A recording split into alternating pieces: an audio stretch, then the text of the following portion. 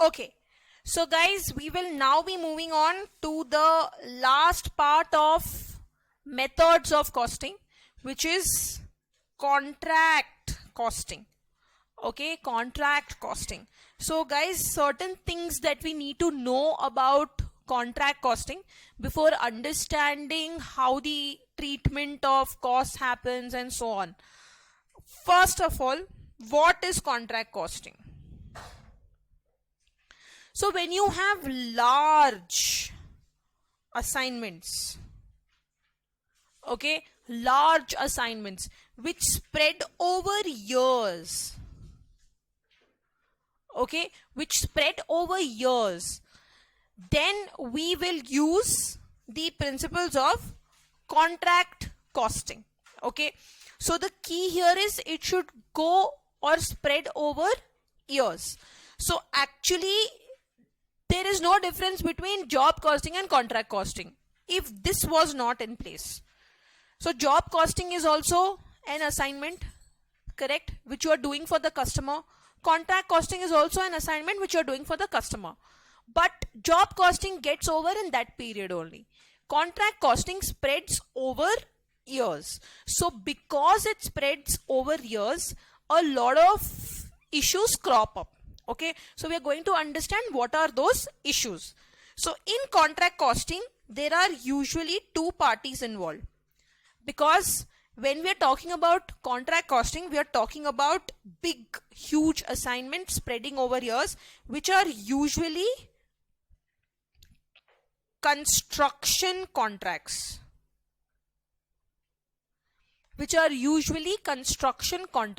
Okay, so because we are looking at construction contracts, we usually have two parties involved.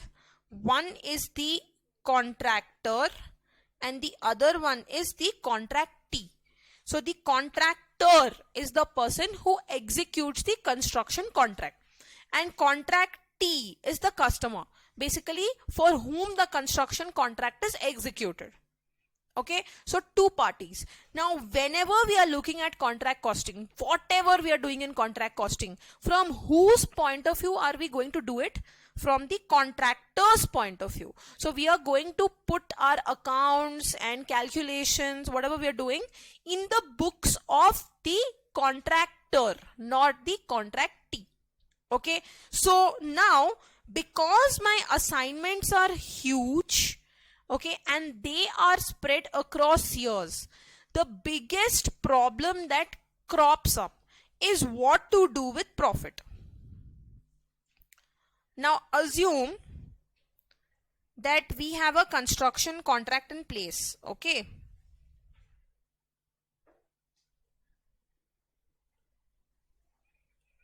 this is say 5 years, 5 years long construction contract.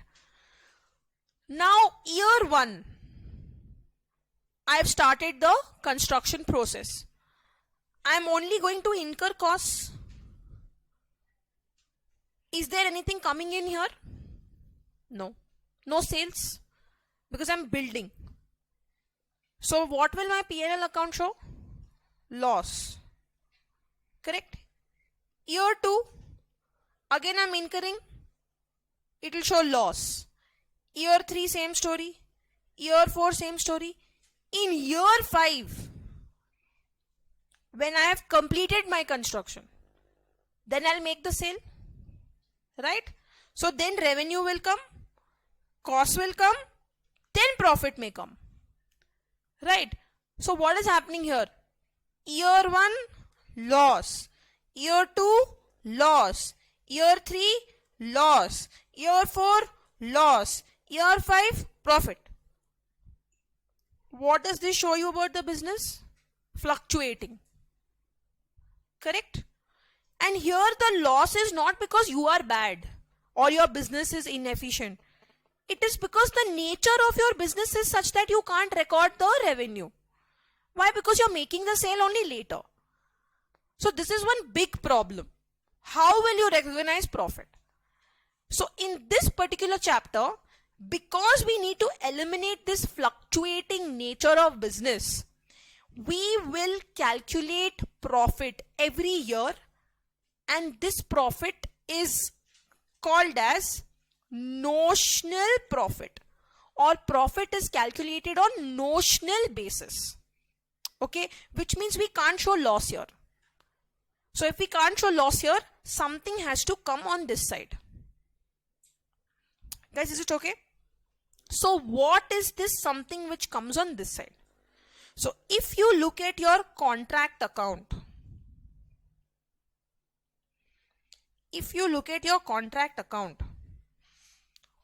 all costs are recorded on this side. You consider your contract account to look like one mini P&L account. Okay, like one mini P&L account. So in P&L account, costs come on the debit side. So here also costs are coming on the debit side. But revenue is supposed to come on the credit side. But here revenue I don't have. Why? Because my sale is only made after 5 years or after the tenure of the contract. So this is year 1. So what do I show here? So on the credit side, I show something called as work in progress. Work in progress, meaning up to the end of the first year, whatever you have completed, that we will show on the credit side. Now the question is how?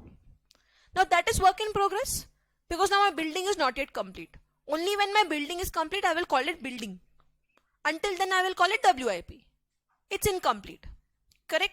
So now the question arises, how do I show it? What will the value of this work in progress be?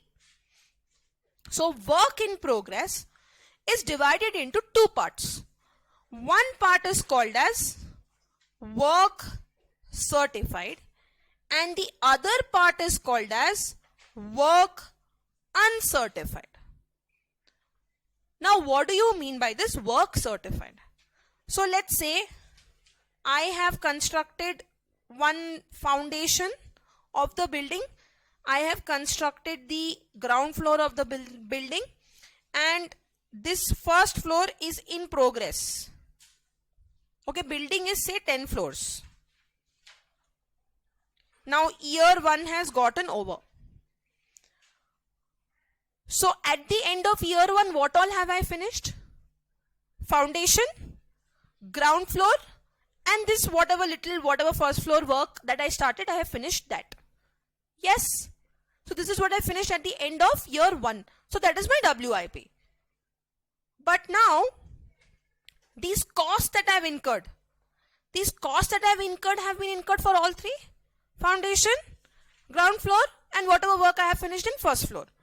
So if I am taking costs which I have incurred in year 1 for all of them, then all of them should also come on WIP side, because all of them are WIP. But I will not record WIP as it is. Why? Because I am splitting WIP into 2 parts. What are those 2 parts? Work certified and work uncertified. So that part of work in progress, this whole thing is my work in progress. That part of work in progress which is certified by the architect, which means to say that if it was possible for me to sell this foundation and ground floor alone in the market, could I have sold it? Yes. Why? Because it is fully complete and it is ready and it can be used. It has been certified by the architect. That is called as work certified. So this work certified will be valued at contract price. Contract price means selling price. Why am I valuing this at contract price or selling price? Because it's ready. I can sell it right now. But actually I can't because it's part of the building. But if I could, I would have.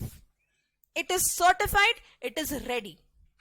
So this work certified portion, I will value at contract price or selling price. What is work uncertified?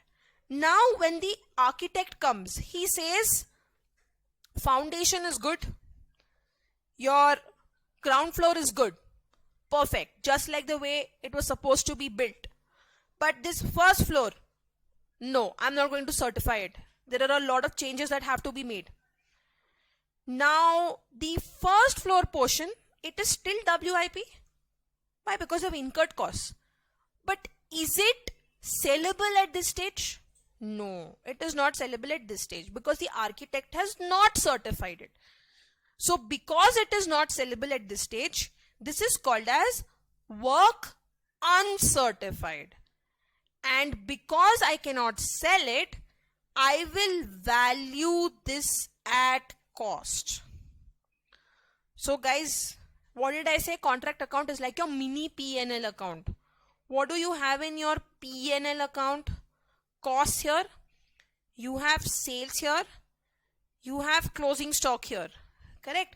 So your work certified is like sales. Sales is valued at selling price, which means inclusive of profit. Work certified is also valued at contract price, which means inclusive of profit. Guys, okay? Closing stock is valued at cost. So your work uncertified is like closing stock valued at cost. Guys, is it okay? So now when you look at your contract account, now it looks complete. You have costs, you have your sales, which is like your work certified, you have your closing stock, which is nothing but your work uncertified. So you will get your profit or loss, correct? So that profit or loss that you get is called as notional profit. And if it is loss, it will come here notional loss. So this profit that you are getting is because of what?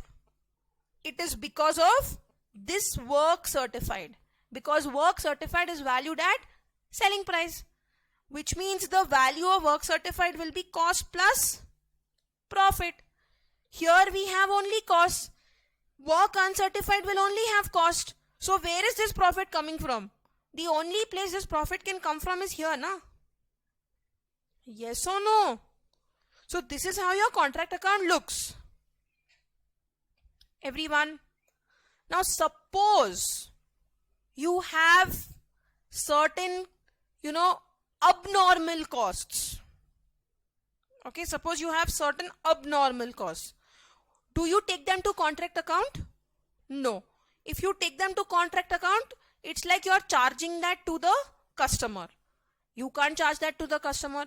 So what are you going to do? Take it to P&L account. Costing P&L account. So if a contractor has say 3 contracts on hand, 1 building, 1 farmhouse, 1 dam, okay, 3 contracts, then this contractor will have 3 contract accounts, 1 for building, 1 for dam, 1 for farmhouse. So he will open 3 contract accounts, 1 for each contract, and in the end he will have 1 P&L account. That P&L account will calculate the overall profitability of that contractor. So any abnormal costs will go to costing P&L account directly. Guys, is it okay? Everyone. So now certain formulae that you need to know. Certain formulae that you need to know. Guys, value of work certified is nothing but value of contract into work certified percentage. Okay. Next, cost of work certified. What is cost of work certified? Cost of work to date minus cost of work uncertified plus material in hand plus plant at hand. This formula, don't worry, this we will understand when we solve the problem. This is nothing but they have just condensed it and put everything there. Okay. Now, notional profit. How will you put this in the form of a formula if you don't draw up the account? Now, if you're drawing up the account, you'll get your balancing figure as notional profit. But if you don't have to draw up the account, but you have to put the formula directly, then what is the formula for calculating notional profit? Value of work certified minus cost to date minus cost of work not yet certified, or The other way of calculating is work certified plus work uncertified minus cost till date. Guys, okay? So nothing but this, guys. 1 to minus cost. Work certified minus work uncertified. Work certified plus work uncertified minus costs will give you notional profit. Have you all drawn this diagram? Please draw it, those who haven't drawn it. Very important to know that work certified is valued at contract price, which is sales plus profit, and work uncertified is valued at cost. So work certified is like your sales, works uncertified is like your closing stock.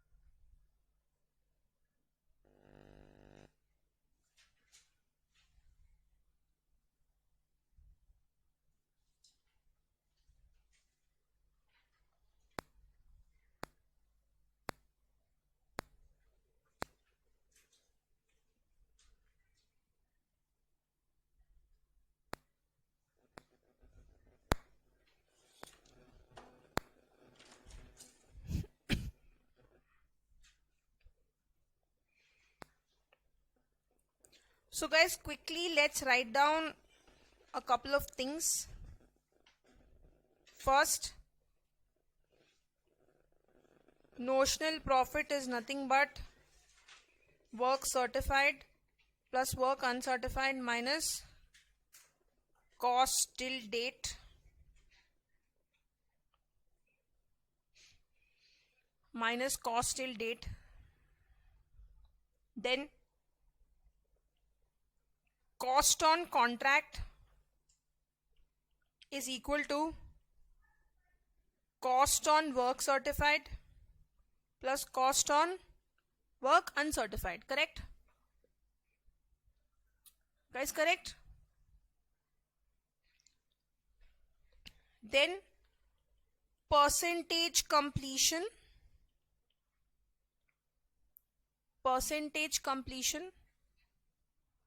So if you want to find out what percent of your contract is complete, how will you find out? Will you take work certified plus uncertified by contract price into 100? No, you will not take work uncertified because there's still uncertainty if that work is completed or not. So percentage completion will be work certified by contract price into 100.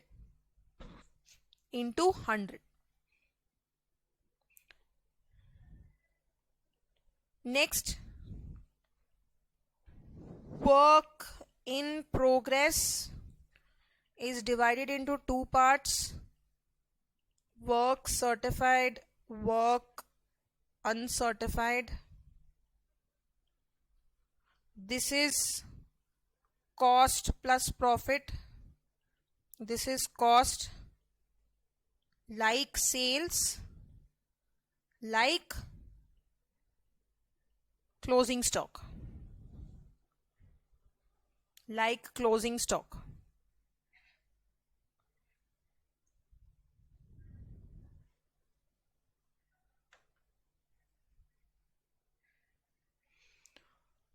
So guys, whatever notional profit is coming in your contract account, it is because of this work certified.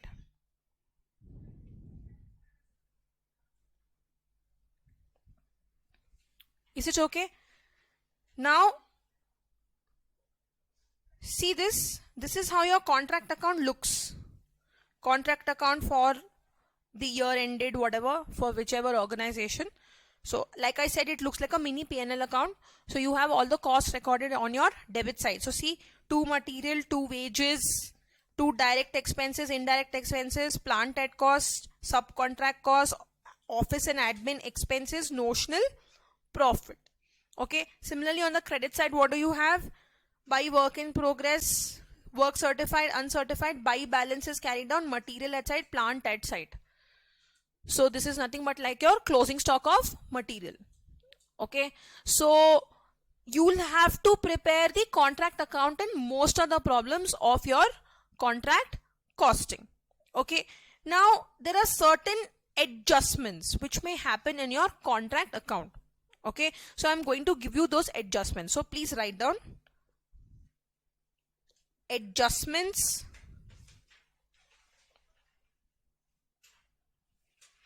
in contract account.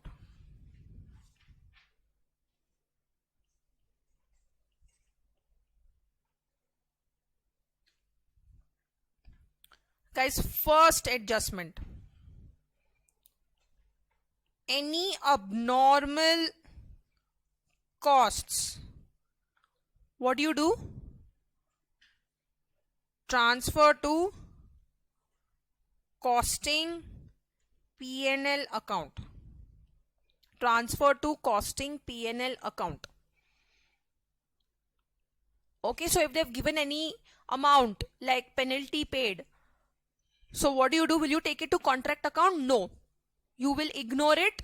You will write a note saying this is abnormal in nature, hence this will be transferred to costing P&L account.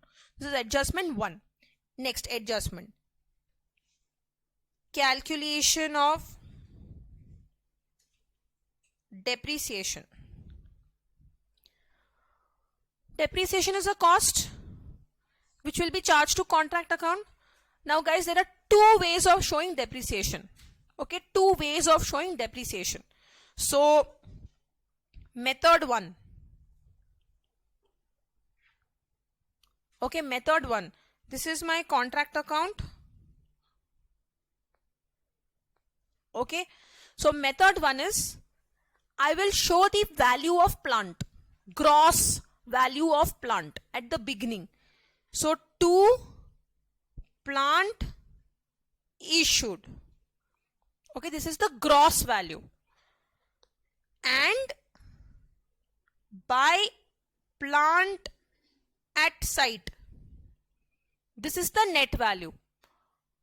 So let's say that the plant issued at the beginning of the year was 100 and at the end only 80 rupees is left of the plant, which means how much is your depreciation?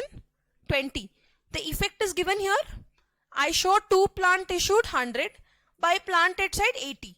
So 100 minus 80 is 20. I have just not explicitly said it is depreciation. So you can show it like this, or method 2, in your contract account you can directly say to depreciation 20, 100 minus 80. So whichever method you like, you do.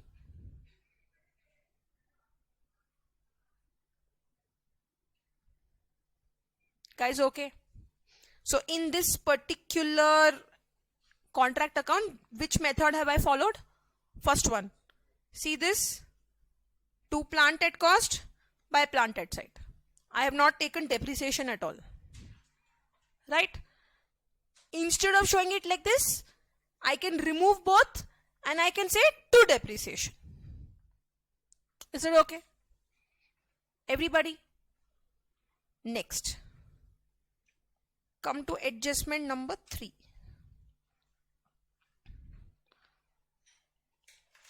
Fixed asset sold.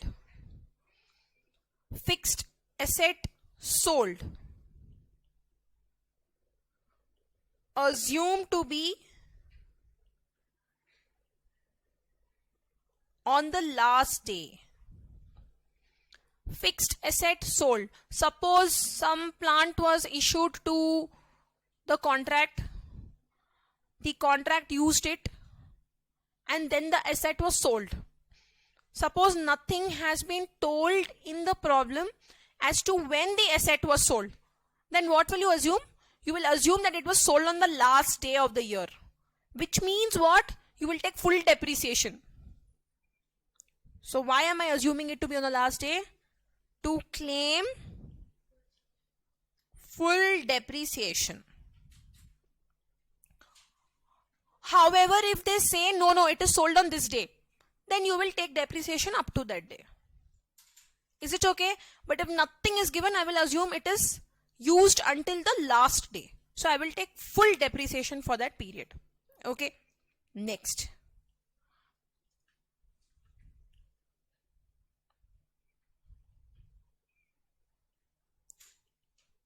Prepaid expenses. Prepaid expenses. Okay, let's say labor charges were, say, 1,000 rupees, which included 100 rupees for next period. Basically, they were prepaid.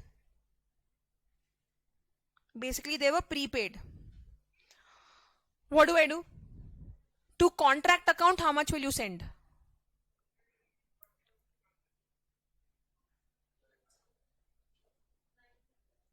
To contract account, how much will you send? 900. Guys, matching concept. Whatever is the revenue, whatever is the expense of that period should go to that period. Prepaid is for the next period. I have paid 1,000. But of this 1,000, 100 rupees belongs to next period. So 100 rupees will come in the next period. In this period, how much will come? Only 900. So labor charges debited to contract account only for this period. How much?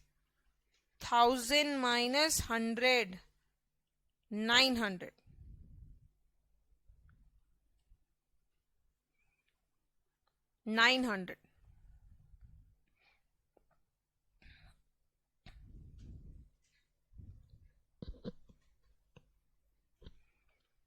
Guys, okay? Now, next.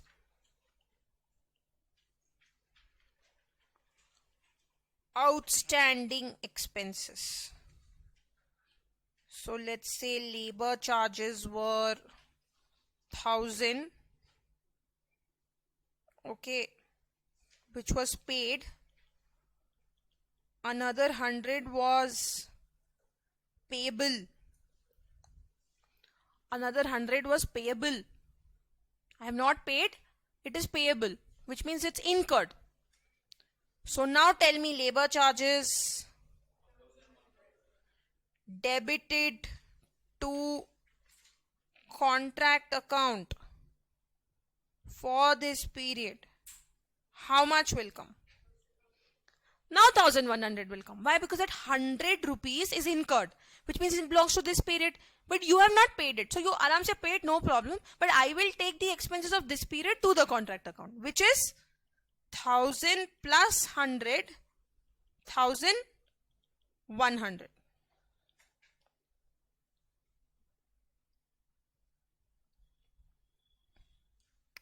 Guys, okay?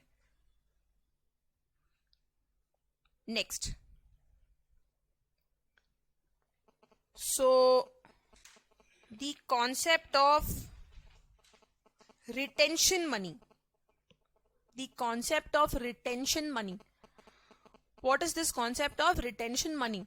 Now, the contractor and the contractee. Contractor is doing the work. For whom? Contractee. Who will make the payment? Contractee contractee will make the payment. Now the contractee cannot tell, you build the whole building, after 5 years I'll pay you. From where will he get the money to build? He has to be continuously paid, right? So what the contractee does, the contractee pays some amount every year. Okay, and that is called as progress payments. Okay, that is called as progress payments. So depending on the work certified, the contractee will pay some amount to the contractor. So let's say that the work certified was 100 rupees. Work certified was 100 rupees. The contractee will never pay full 100 rupees. The contractee will pay only as a percentage of this 100. Not full 100%. Maybe 90%, maybe 80%, maybe 70%, depending on the agreement. Why? Why? Exactly. Suppose something happens in the future. He's not done something properly. I realize it later. Some repairs need to be done. Correct? So much work is there. So in order to safeguard his interest, he will never pay full 100% of work certified. He always pays a percentage of that work certified. That is your progress payment. What he retains is called as retention money. So retention money is equal to work certified minus progress payments. Work certified minus progress payments. And guys, progress payments are nothing but percentage of work certified. Percentage of work certified.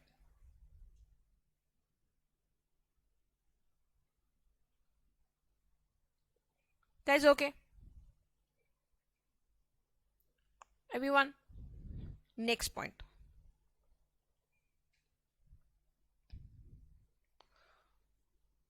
Plant or material sold at profit or loss. So first we will look at profit, then we will look at loss. Now say some plant or material was sent to the contract. Contract finished all the work with that, and that plant or material was sold. If it is sold at cost, no problem.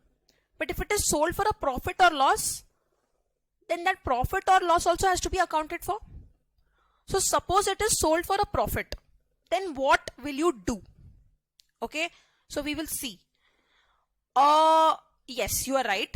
It goes to costing P&L account, that profit or loss, as the case may be. But this transaction has to be routed via contract account. Everything has to be routed via contract account. Why? Because we're doing contract costing. Everything is happening in that contract. So that contract is the focal point of everything, all transactions. Okay, so if the material or plant, as the case may be, is being sold at a profit, what will your entry be? I'm selling, so I'm realizing money. So bank account debit to, ideally you would have said plant account, because plant is being sold, so it has to be removed. But here we will not put plant account, we will put contract account. So let's say that the plant was sold for 100 rupees. Cost of this plant was 80 rupees. So I'm selling it for a profit. So bank account debit, how much? 100, because I'm selling it for 100. So 100. To contract account, 80. So contract account is only recording cost. So net effect also has to be given for cost only. 80 to costing P&L account 20. This is your plant or material being sold at a profit. So in contract account, how will it look? How will it look? By bank 100 to costing P&L account 80. Oh, sorry, 20. Guys, this is very similar to our process costing problem yesterday that we did. Remember, those intermediate units were being sold in the market, not being transferred to the next process. So what did we do? We had to give the effect of cost because everywhere it was cost. Remember? So we put selling price on this side, but effect had to be given for cost. So the only way I can give the effect for cost is if I record the profit or loss. So what did I do? I recorded the profit on this side. So sales minus profit gave me the effect of cost. So same thing I'm doing here also. But that was process. This is contract. Guys, okay. Suppose there is a loss. So now let's say my selling price is 100 and my cost is 120. Now what will your entry be? Bank account debit. How much? 100. Because it's a loss of how much? 20. Losses are usually debited. So costing P&L account debit 20 to contract account 120. The cost is 120, which means the effect of cost has to be given in contract account. Guys, yes. So how will it look in contract account? By bank 100, by costing P&L 20. So the effect of cost is given 120. Guys, okay. Please copy this.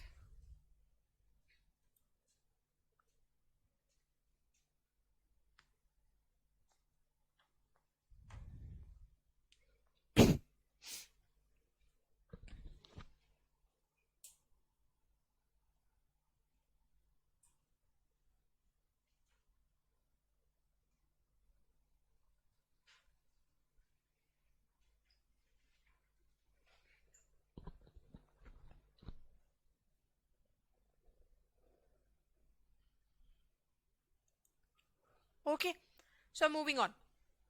Next one. Estimated total profit. What do you mean by estimated total profit? Guys, what was my example? I said for 5 years, I have taken a contract. So year 1, I'll open contract account. Then year 2, I will open contract account. Then year 3, I'll open and so on. Notional profit is for that period. Correct? Notional profit is for that period. Either year 1 or year 2 or year 3, depending on how much work I have completed, what was the cost which I have incurred in that period. I will get my profit for that period. That is my notional profit or loss, as the case may be. Correct?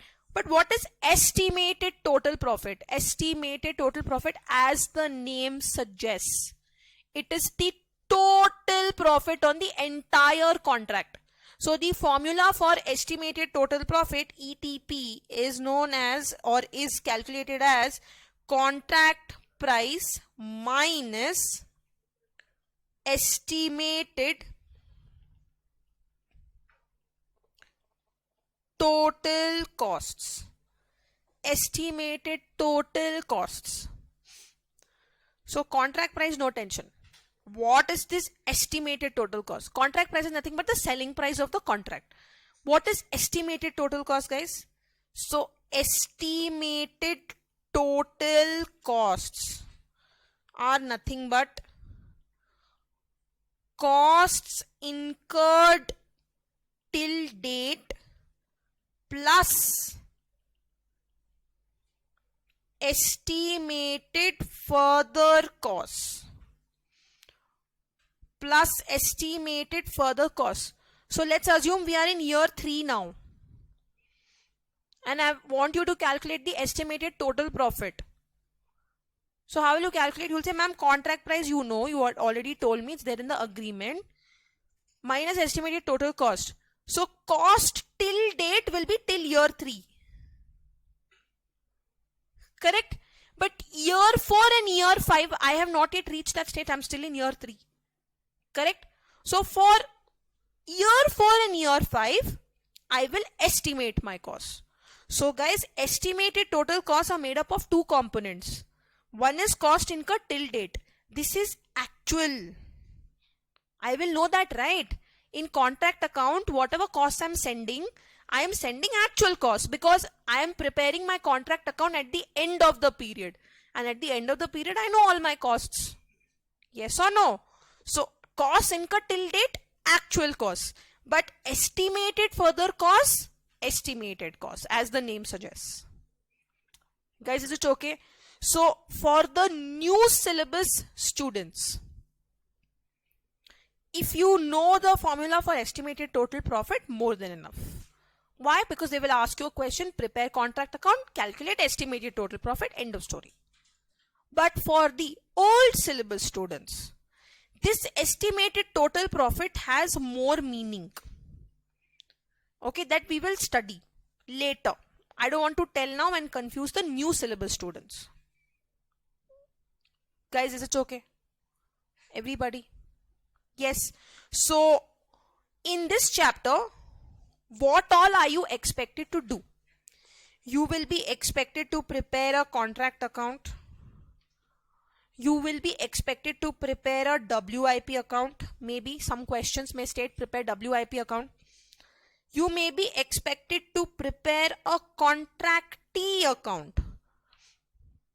Meaning your contractee's account in the contractor's books. So contractee is your customer, no? Which means like debtors. Okay. And you may be asked to prepare either the balance sheet or the balance sheet abstract. Okay. WIP account and balance sheet abstract. I will tell you later. Okay, because this is different for your new syllabus and different for old syllabus. Contractee account, we will solve problem. You'll understand then. Contract account, again we will solve problem. Okay, everyone. So shall we move on? So now, let's move on to the problem. Get back, all of us. Last one. Balance sheet. They'll ask you to do balance sheet. So balance sheet you can do if full details are given. They've given you all assets of the contractor, etc., etc. Then you do your balance sheet in the normal way. But if they don't give everything, then you have to do balance sheet abstract. So balance sheet abstract has to be shown in relation to what? In relation to contract WIP. So one item on your asset side will be called as contract WIP. So apart from your fixed assets, investments, in your current asset side, okay, under your current assets you have cash, bank, whatever, correct? In that you'll have contract WIP as one item. Okay, so I'm telling you how to calculate that contract WIP. So contract WIP will be WC plus WUC plus plant at site plus material at site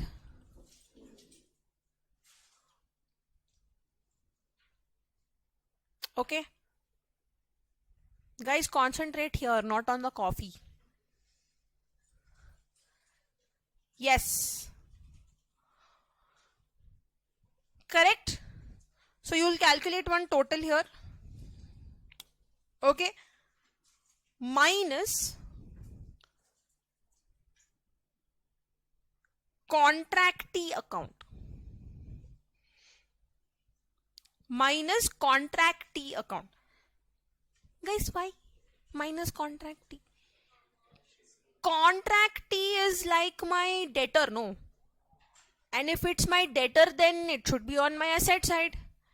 And this is my asset side. Why should contractee come here? So though contractee is my debtor, but his account looks like a creditor's account. Why? Because I've not made sale only, but I've taken cash. So it has credit balance. So instead of showing it on that side, I'm showing it here in the abstract. Guys, is it okay? Everybody? So you can close your balance here. This is your contract WIP balance. This is your balance sheet abstract. And on the other side, you can just show your P&L account balance, whatever you would have calculated in your contract account. So this will come on asset side. This on liability side, you will simply have P&L account balance, whatever notional profit you've got, correct? And if there is any outstanding wages or outstanding expenses, that also you. Guys, let's move on to the next problem now.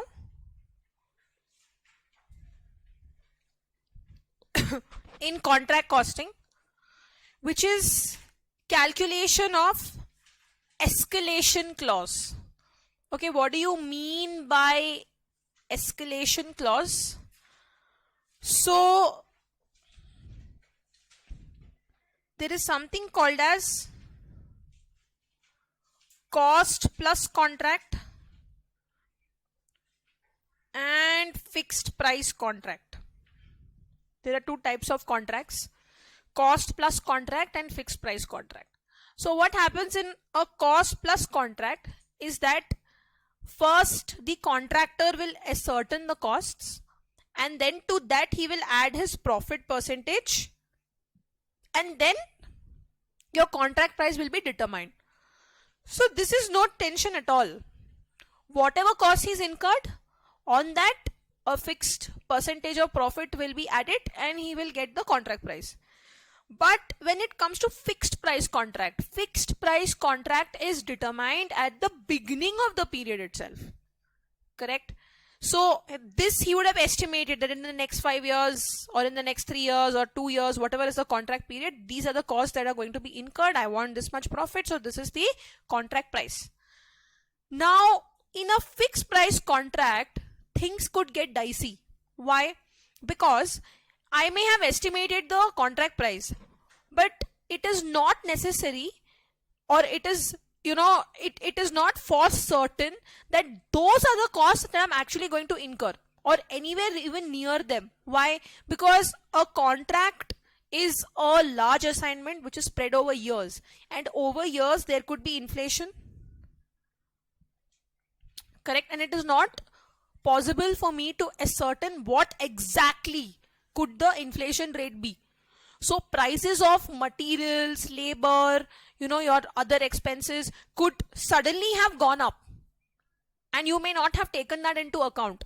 And if that happens, what will happen here in a fixed price contract? The contractor will start feeling that I'm not going to make anything on this particular contract. I have put in so much effort, I'm not getting anything because the prices of, essential costs, basically the essential costs of the contract which are being incurred, that has totally gone up. So that's going to eat into my profits. So the contractor will start using substandard quality of material. Correct? So in order to avoid all these things, in a fixed price contract, there is something called as an escalation clause. Okay? So if this clause is added in the agreement to the contract, it is added, and it means that in case there is an increase in the prices of, materials or wages or other expenses, then the contractee has to pay something based on this escalation clause to the contractor towards this increase, which was not anticipated. Guys, okay? So this is only part of your fixed price contract. So how do you calculate how much has to be paid is part of the agreement based on how the contractor and contractee decide. Okay, so if this clause is used, then what happens? So this is a contingent event, may or may not happen. If it doesn't happen, no problem. But if it happens, then what do? Suppose the prices of materials, wages did increase and the contractee had to pay this amount to the contractor. Then what do? So come to your concepts. Accounting treatment for escalation clause. The journal entry in the contractor's books will be contractee account debit to contract account. So this is like debtors to sales. This is like debtors to sales. Contractee is my debtor. Contract is my sales. That's what I'm selling, my product. Correct? So this entry is like debtors to sales. So whatever amount the contractee has paid towards this escalation clause, you will pass this entry in the contract account stating that you have used up the escalation clause. Guys, is it okay? If it doesn't happen, then it doesn't happen. Then we leave it. Okay. So this next question, get back, all of us.